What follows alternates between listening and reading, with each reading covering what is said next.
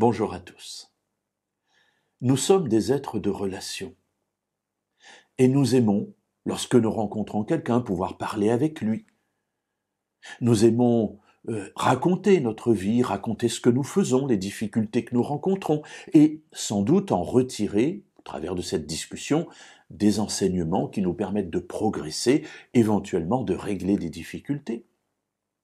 Et puis nous aimons parler aussi de nos joies, de nos peines. Et cela fait partie, finalement, de la vie que nous menons et des joies que nous avons dans les rencontres avec autrui. La Bible, qui est un livre pratique, nous parle de cela. Et dans le livre des Proverbes, au chapitre 29 et au verset 11, elle nous dit « L'insensé étale tous ses sentiments, mais le sage se retient de montrer les siens. » Et là, on se dit, tiens, ai-je mal lu? Moi, j'aime bien parler de ce que je suis. Et je pense que quand on est avec des personnes, eh bien, on aime bien, effectivement, on pense que c'est normal de parler de ce que nous vivons, des sentiments qui nous animent. Et puis voilà que la Bible nous dit que celui qui fait cela, c'est un insensé. Le sage, au contraire, eh bien, il retient de montrer les siens. Pourquoi cela?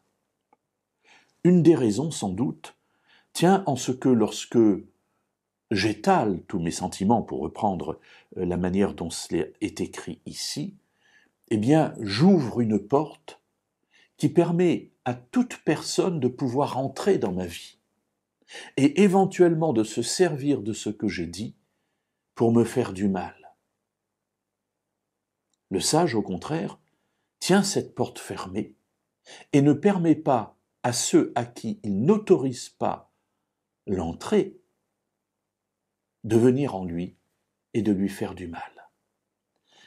Alors, est-ce que cela veut dire qu'il ne faut jamais parler de ses sentiments?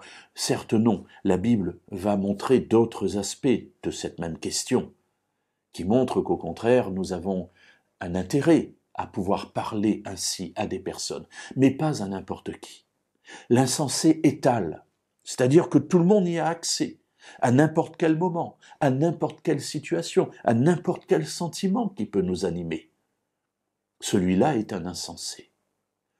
Le sage sélectionnera avec prudence les personnes à qui il peut ouvrir une partie de ses portes, dans certaines circonstances, pour certaines situations seulement.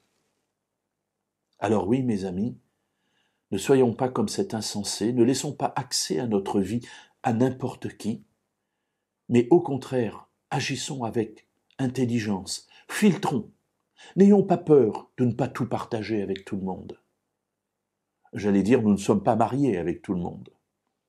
Au contraire, nous avons fait un choix bien sûr pour le conjoint, mais un choix aussi pour les amis, et nous n'avons pas mis toutes les personnes au même niveau pour faire que toutes puissent profiter de cette porte ouverte dans ma vie pour venir et me détruire.